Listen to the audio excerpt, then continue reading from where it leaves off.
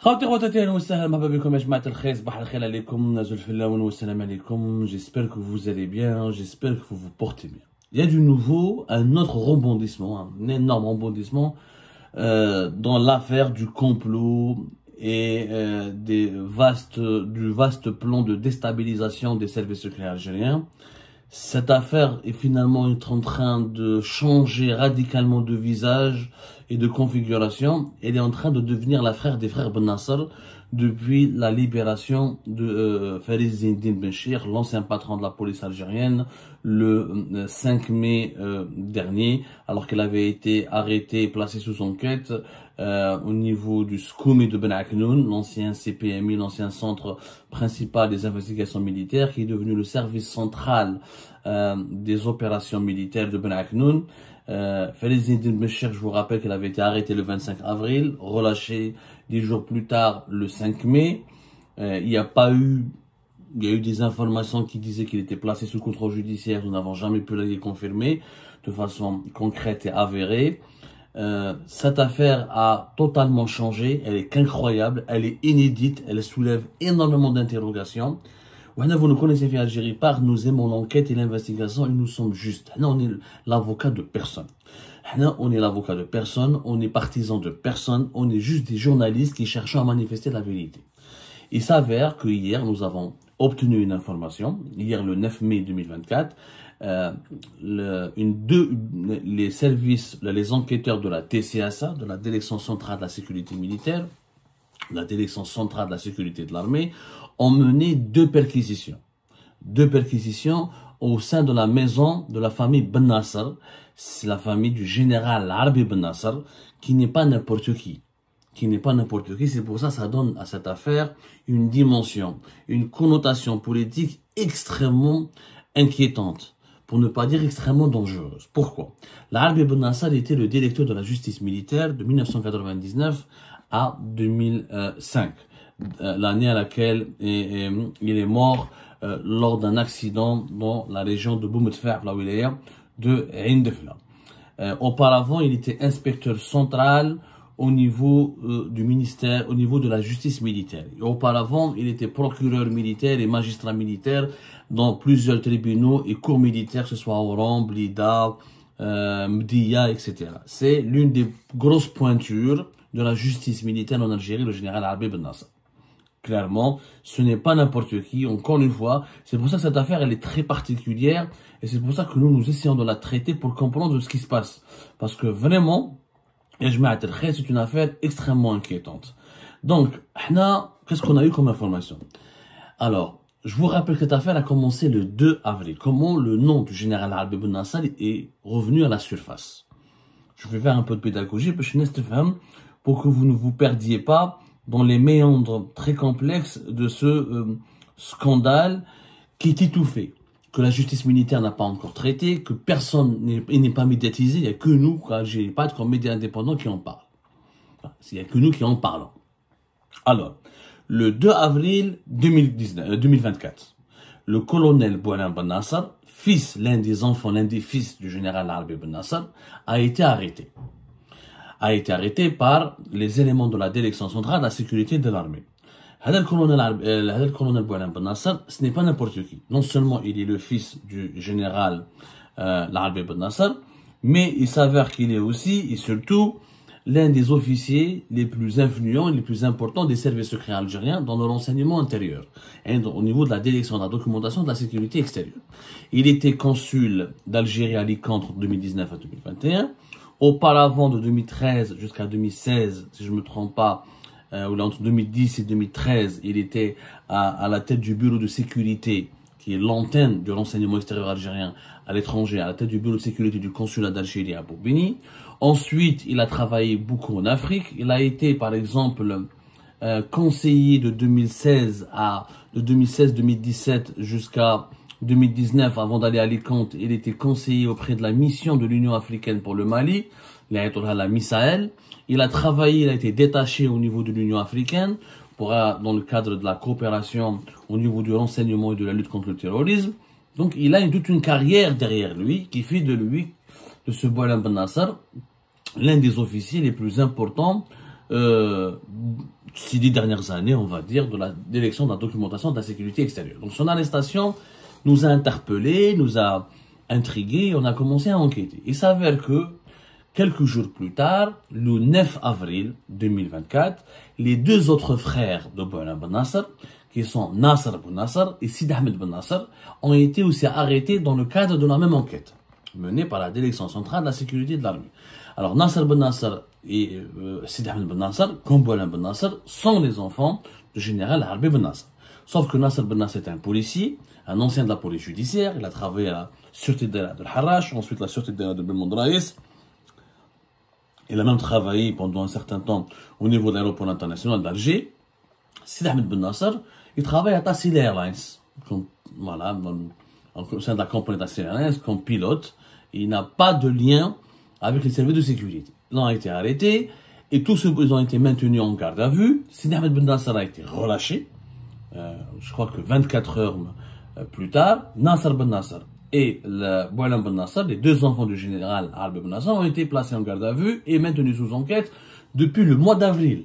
Nous sommes le 10 mai 2024, ils sont toujours placés en garde à vue. Nous avons vérifié, ils n'ont pas été placés sous mandat de dépôt. C'est ce qui est extrêmement rare dans cette affaire. C'est une garde à vue qui a duré plus d'1 mois. Alors, même il y a eu d'autres personnes qui ont été arrêtées. Il y a eu Nordin Khettel, le fameux polémiste anti-kabyle, anti-berbère, arabe, très extrémiste, opposition fanatique, l'une des icônes du mouvement de Novembari el-Badissi, ce mouvement islamiste qui essaye qui a une coloration nationaliste et qui est francophobe, berbérophobe, anti-Hirak, anti-opposition, partisan du parti de Abdelkader Ben Grina, un islamiste assumé, qui a eu des relations, qui voyageait souvent en Arabie Saoudite et aux Émirats, qui avait même des relations assez poussées avec l'ambassade des Émirats Arabes Unis, et qui était l'un des polémistes qui défrayait le plus de la chronique de 2019 à 2021-2022 sur les plateaux de télévision. Ensuite, lui, comment il s'appelle, Nordin Khettel, il avait une sœur qui travaillait au sein de la police, un frère qui s'est travaillé au sein de la police, ils ont été interpellés et placés sous enquête. Même Jafar Ezzedine Bencher, arrestation le 25 avril. Avant Jafar Ezzedine Bencher, il y avait deux responsables de la police. Hakim Belwar, qui est le directeur, commissaire divisionnaire, directeur du service de communication, directeur de la direction de communication de la DGSN lorsque Jafar Ezzedine Bencher dirigeait la police algérienne de 2021, de mars 2021 à janvier 2024, on il y a eu Tarek Keskes, qui dirigeait donc l'Office central de lutte contre le crime organisé de Saoula entre, comment on appelle ça, entre fin février 2022 et début août 2023. Et l'affaire a commencé comme ça. Tout ce beau monde était donc plus d'autres personnes, une trentaine de personnes, dont certains n'ont pas été arrêtés, ils ont été juste auditionnés, des proches, des partisans, des amis, des connaissances, ont tous été auditionnés, ou arrêtés, ou interpellés, ou relâchés, mais à part ces 6 personnes qui ont été placées en garde à vue, les autres c'était des acteurs internes de ce scandale. Ce scandale, c'était quoi? C'est une enquête sur des divulgations, des fuites d'informations, qui ont parvenu à Nordin Khettel. Nordin Khettel les a fait partager avec certains influenceurs ou certains youtubeurs activistes basés à l'étranger pour diffamer, dénigrer, déstabiliser et s'attaquer aux hauts responsables des services de renseignement, notamment les principaux responsables de la direction de la documentation de la sécurité extérieure.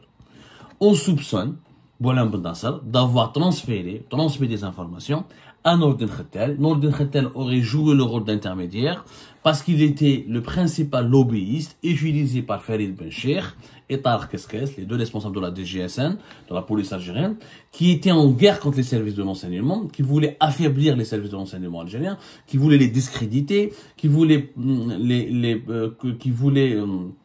comment dirais-je, qui voulaient les dominer, en persuadant la présidente de la République d'accorder à la police algérienne toutes les prérogatives sécuritaires les plus sensibles au plus haut sommet de l'État, pour que la police, la DGSN, devienne une superbe grande institution qui pourrait donc écraser les services de renseignement. Et les services de renseignement, leur rôle serait minoré, relativisé, et petit à petit placé au placard. Voilà, jeté dans les placards. Voilà.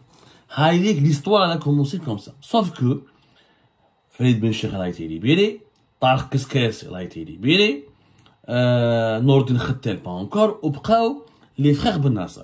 Ce qui s'est passé hier, donc deux des services de l'enquête, les enquêteurs de la direction centrale de l'armée, ont fait deux nouvelles perquisitions en une seule journée, en 24 heures, deux nouvelles perquisitions dans la maison familiale des Ben Nasser, où habitait leur père, l'Arabie Ben Nasser. Ils ont arrêté une nouvelle fois Sidi Ahmed Ben Nasser, qui a été, selon nos informations, placé en garde à vue. Nous avons essayé de comprendre ce qui se passe, parce que c'est intriguant. Alors, celui qui était en guerre contre les services secrets, Farid Ben Cheikh, a été libéré. Tarek Keskes, qui était le principal bras droit de Farid Ben Cheikh, a été libéré. Mais les frères Ben Nasser sont maintenus en détention. Et ce qui est bizarre, c'est que lors de leur perquisition, les enquêteurs de la DCSA ont cherché des documents. Une tenue, la tenue même, la tenue militaire, des vêtements, des habits, des objets qui appartenaient au général Arabi Ben Nasser. L'Arabi Ben Nasser qui est mort, je rappelle, en 2005. يعني ما كاش واش العلاقة تاع الجنرال Arabi Ben Nasser مع l'affaire Hadi qui normalement une affaire de complot, de déstabilisation d'une institution sécuritaire sensible, qui sont les services de renseignement, à travers des acteurs politiques qui sont contemporains, qui sont en vie, etc. Et qui, voilà, on ne comprend pas, Yanné. En fait, nous avons approfondi notre enquête. Et c'est là où nous avons posé des questions à Toufir Ben Nasser, parce que Toufir Ben Nasser, le général Arabi Ben Nasser, il a 4 enfants. Je crois qu'il a même 5 fils. Il a 5 fils. 2 fils sont à l'étranger et 3 sont en état d'arrestation en Algérie. L'un de ces 5 enfants, Toufir Ben Nasser, qui est un entrepreneur, opérateur économique dont nous avons déjà parlé, qui a défrayé la chronique depuis la fin du mois d'avril, parce que lui, il s'est exprimé sur les réseaux sociaux, il a raconté l'histoire de l'arrestation de ses frères, il a publié des vidéos, il a même fait quelques posts sur les réseaux sociaux où il affirme détenir des documents, des dossiers qui impliqueraient, des dossiers qui l'auraient irrité de son père, ou là qu'il aurait récupéré dans les archives de son père, et des dossiers assez compromettants contre un certain nombre de responsables de l'armée, de l'institution militaire. Donc c'est devenu une tchik-tchouka, cette affaire, extrêmement inquiétante, extrêmement. C'est devenu un scandale d'État. Ce qui était pour le moment, ce qui était au début, une simple affaire qui devait impliquer Farid Ben Cheikh et des responsables de la police avec Nordin Khattel et certains de leurs informateurs concernant des divulgations illégales et illicites de certaines informations visant à déstabiliser ou à dénigrer ou à injurier ou à compromettre les responsables des services secrets algériens, c'est devenu par la suite petit à petit un véritable scandale d'État où l'ombre du général Arabi Ben Nasser est revenue à la surface. Quand nous avons parlé avec Toufir Ben Nasser nous a assuré que les frères Nasser et Sidi Ahmed n'ont jamais été en contact avec Khattel, ne sont pas politisés, surtout Sidi Ahmed qui est pilote, qui n'a rien à voir avec les services de sécurité. Il se plaint d'un traitement inhumain et d'une persécution atroce qui est appliquée ou qui est pratiquée contre sa famille. Sa mère, elle est extrêmement malade, c'est une femme d'un général, elle a une maladie assez handicapante, une sclérose en plaques, plus exactement. Elle est soignée à Alger, elle devait venir en France se soigner, comme les enfants, comme les familles de plusieurs dirigeants militaires et civils algériens. Ils ne l'ont pas laissé franchir, ils n'ont pas laissé quitter le territoire national, elle est placée sous ISTN, alors qu'il s'agit d'une femme âgée, veuve, voilà. Ses 3 enfants sont en état d'arrestation en garde à vue. Yani, il nous a décrit un drame familial, effectivement, un drame familial émouvant, personne ne peut être indifférent. Tu fais un général comme Arabi Ben Nasser, sur lequel il n'y a absolument rien. Arabi Ben Nasser, j'ai fait mon enquête, personne ne m'a dit qu'il était un général pourri ou l'a corrompu, il n'a pas laissé de fortune derrière lui, il n'a pas laissé de société à l'étranger, il n'a pas volé, il n'a pas transféré une fortune. C'est quelqu'un qui a une mémoire honorable, il est très respecté au sein de l'armée. Quand on voit sa famille, comment ils sont malmenés, c'est assez, franchement, intriguant. Effectivement, on peut pas le dire. Maintenant, on n'est pas leurs avocats. Ils ont leurs avocats, etc. Nous, on est l'avocat de personne. Nous, on est l'avocat de la vérité. On a envie de comprendre pourquoi le tribunal militaire de Blida n'a pas encore jugé cette affaire, n'a pas encore pris cette affaire en main, pourquoi elle est toujours au niveau du SCOMI de Ben Aknoun, et pourquoi, si on parle d'un complot contre les services secrets, on l'a dit, on le sait, Nourdin Khattel avait fait des écrits et avait fait des plateaux, sur des interventions médiatiques sur les plateaux de télévision, il défendait, il plaidait la cause de la DGSN, de la police algérienne, il faisait des éloges à l'égard de Benchir. Donc clairement, il y avait une relation entre Benchir et Khattel, à travers notamment Hakim Belouar, qui était le directeur, le commissaire divisionnaire responsable de la direction de communication de la DGSN. Donc, pourquoi les principaux artisans de ce complot contre les services secrets algériens ont été relâchés? Ils ne sont pas inquiétés. Et les frères Ben Nasser, on s'acharne contre eux et on les maintient en prison. Que Boualem Ben Nasser soit en état d'arrestation, je peux comprendre. C'est un officier des services secrets. On le soupçonne on soupçonne que la majorité des informations qui ont été diffusées contre les responsables actuels de la direction de la documentation de la sécurité extérieure proviennent pour origine Boualem Ben Nasser. C'est fort possible, parce que lui, il travaillait avec eux. Peut-être qu'il y a un règlement de compte, peut-être qu'il y a une lutte de clans. Ça, on est habitué à voir cela en Algérie. Des luttes d'influence, Boualem Ben Nasser avait des problèmes avec les actuels responsables. C'est tout à fait possible. Mais c'est à l'enquête de la justice militaire, c'est au tribunal militaire, au magistrat du tribunal militaire de Blida, de trancher, de recueillir des éléments avérés, des éléments matériels, pour ensuite le juger ou l'incarcérer ou le placer sous contrôle judiciaire. En tout cas, c'est au magistrat du tribunal militaire de chercher la vérité. Mais quelle est la relation des frères Ben Nasser avec Boualem Ben Nasser? Alors, certaines sources nous ont affirmé que Boualem Ben Nasser aurait utilisé Nasser Ben Nasser au sein de la police pour se connecter au clan Benchir qui était en guerre contre les services secrets afin de lui donner des billes, voilà, de leur fournir des documents, des informations, des dossiers, afin de leur fournir des munitions dans sa guerre de clan contre les services secrets. Ça reste à déterminer. Est-ce que moi j'ai parlé avec Nasser Ben Nasser, il a assuré, j'ai parlé avec Toufer Ben Nasser, il a reconnu que Khattel l'a contacté sur Facebook, qu'il n'a pas voulu entretenir une relation avec lui, ou il n'a pas voulu échanger beaucoup avec lui. Est-ce qu'il ment? Est-ce qu'il dit la vérité? Ça à l'enquête, encore une fois, sur le tribunal militaire de Blida. Mais maintenir quelqu'un pendant plus d'un mois en garde à vue, même dans les affaires de terrorisme, normalement c'est complètement interdit. Les gardes à vue en Algérie, maximum c'est 15 jours. Pour les affaires de terrorisme, là on n'est pas dans une affaire de terrorisme.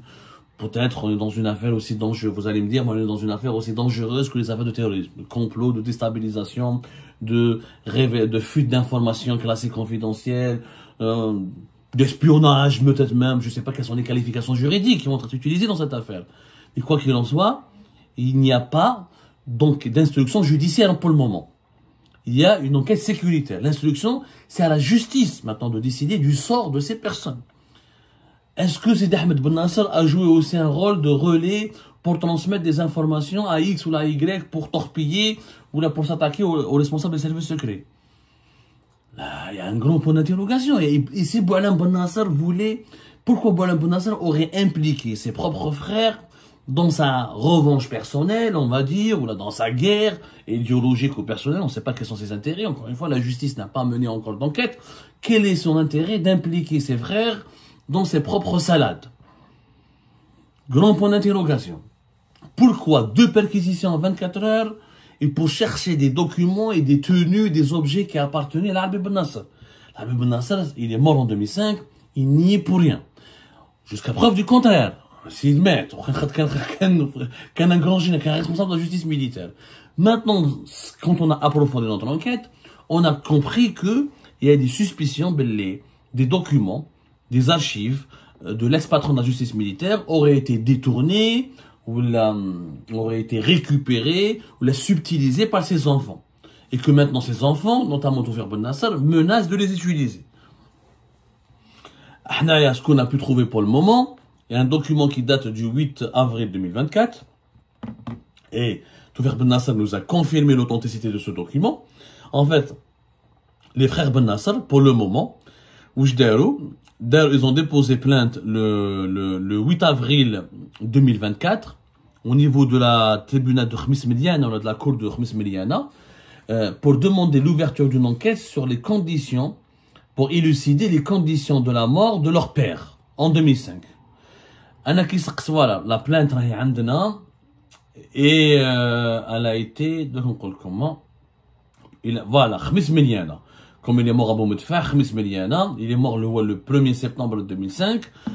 Bon, en fait, c'est pour ça que cette affaire est devenue extrêmement complexe. Kharjna le complot contre les services secrets algériens, kharjna l'affaire Ben Cheikh, kharjna l'affaire Tarek Keskes, et maintenant on est dans l'affaire Ben Nasser. C'est complètement fou. Alors que normalement, Ben Nasser est tombé comme un cheveu sur la soupe. Ce qui était préoccupant, ce que la justice militaire devait élucider, c'est comment Nordin Khetel a fait parvenir des informations à des activistes établis à l'étranger pour dénigrer, diffamer et se déstabiliser et mettre en cause ou incriminer les services secrets algériens. C'est ça le cœur de l'affaire. L'affaire a dit qu'elle a disparu. Donc, est-ce qu'on a voulu sauver la tête de Ben Cheikh pour sacrifier les frères Ben Nasser? À mon avis, je ne vois pas notre lecture. Ben Cheikh, il faut sacrifier les frères Ben Nasser. Sauf que maintenant, les frères Ben Nasser, c'est une autre affaire. C'est l'affaire du général Arbi Ben Nasser. Il est mort en septembre 2005. Un accident, il serait descendu de sa voiture pour acheter... alors, il y a des sources qui disent que c'était pour accomplir un besoin naturel, pour pisser, pour uriner. D'autres, ils disent un fruit. Ou ça, un accident, quelqu'un qui passait par la voiture, Qasso. Voilà, Qasso. Sa famille n'avait pas réclamé d'enquête jusqu'à fin avril 2024. Pourquoi? J'ai posé la question de faire Ben Nasser. Est-ce que vous n'êtes pas en train de politiser cette affaire? Je lui dis, pourquoi on parlait maintenant lorsque votre frère a été arrêté? Il m'a dit non. Il m'a dit que, comme certains activistes sur Internet, notamment Hicham Aboud et Ahmed DZ, ont parlé des conditions suspectes, ils ont sorti une nouvelle thèse comme quoi leur père, Arbi Ben Nasser, a été assassiné. Il n'est pas mort lors d'un accident de la circulation, ce n'était pas un accident hasardeux ou un accident totalement inédit il n'est pas mort lors d'un accident de la circulation. Et ben, au moins, ils ont demandé l'ouverture d'une enquête parce qu'ils estiment qu'ils ont le droit de connaître la vérité. Et que leur démarche n'est pas du tout politique. Le lendemain, les auteurs de cette correspondance, de cette réclamation, je sais pas, plainte ou voilà, cette demande d'ouverture d'enquête, ont été arrêtés, qui sont Nasser Ben Nasser ou Sid Ahmed Ben Nasser. L'affaire, maintenant, elle est en suspens. L'affaire, elle est maintenant en suspens. Moi, je pense que il n'y a que la justice militaire qui pourrait élucider cette affaire, qui est devenue, maintenant, on a deux affaires. Maintenant, on a l'affaire du complot contre les services secrets, la déstabilisation des services secrets algériens, par des responsables de la police et leurs complices et leurs lobbyistes attitrés. Et maintenant, nous avons l'affaire des frères Ben Nasser. L'affaire des frères Ben Nasser, qui maintenant, on a des doutes sur la mort du général Arbi Ben Nasser. Est-ce que c'est vrai, est-ce que c'est pas vrai? Je n'en sais rien. Moi, tout ce que je sais, c'est que cette affaire est en train d'émerger et elle fait du mal à toute une famille, elle fait mal à l'institution militaire. Arbi Ben Nasser n'était pas n'importe qui. Quand on voit comment sa femme, elle ne peut pas quitter le pays, sa veuve, elle ne peut pas quitter le pays, elle est extrêmement malade, elle est hospitalisée, que 3 de ses enfants sont en état d'arrestation, ça fait quand même mal au cœur. Ça fait quand même mal au cœur. Et je pense que je ne comprends pas pourquoi il n'y a pas une enquête indépendante. Pourquoi les autorités suprêmes de l'État ne réclament pas une enquête indépendante menée par la justice militaire de façon objective, impartiale, pour situer le niveau de responsabilité. Si Boualem Ben Nasser a fauté et a fait des bêtises, ou là a commis de graves erreurs en divulguant des informations classées confidentielles, bien sûr qu'il faut le punir. Bien sûr qu'il doit être puni à la hauteur du délit. Mais pourquoi s'en prendre à sa mère? Pourquoi s'en prendre à ses frères? C'est ça ce qui est incompréhensible. Et pourquoi chercher les documents de son père? Si on soupçonne maintenant Toufer Ben Nasser qu'il a des documents, qu'il a volé des documents, qui pourraient compromettre... Mais de quels documents on parle? L'histoire de la décennie noire, elle était pour le moment, normalement, assez claire. Il y avait une rébellion islamiste fanatique contre une armée qui a défendu l'intégrité et l'intégrité territoriale, la sécurité nationale. toute cette histoire, ça va favoriser certains éléments radicaux, certains mouvements dissidents radicaux, certains nostalgiques du Kitchuki, certains islamistes qui aiment semer le doute dans les esprits des campagnes de la population algérienne, certains lobbies qui veulent raviver des blessures de la décennie noire. Et j'ai bien peur que si cette affaire n'est pas traitée en urgence par la justice militaire avec la sévérité et la rigueur qui se doit, on risque d'avoir des déballages médiatiques, une récupération politique de cette affaire par certains individus ou lobbies mal intentionnés qui veulent déstabiliser notre pays de la plus violente des manières. Faisons une enquête. Punissons celui qui est à l'origine du délit, celui qui est à l'origine du crime ou celui qui est à l'origine de la dérive. Ils s'en prennent à toute une famille. Et créer une autre affaire au sein de l'affaire, alors que la première affaire n'a même pas été encore résolue, je trouve cela extrêmement dangereux et ça discrédite les institutions de l'État algérien. Et encore une fois, ça ouvre une brèche à des mouvements radicaux et à des personnes très mal intentionnées de faire de la récupération politique sur le drame et la souffrance d'une famille qui n'est pas n'importe laquelle. Même dans les pays démocratiques, quand les enquêtes judiciaires touchent à certaines familles d'anciens hauts responsables de l'État, il y a une dimension extrêmement sensible qui est prise en considération. Parce que, effectivement, Abdel Ben Nasser, il a géré toute la décennie noire. Si on pense que ces documents ont fuité, ou l'ont disparu, ou l'ont été subtilisés, c'est extrêmement grave. Ça veut dire qu'il y a des secrets d'État qui ont fuité à l'étranger.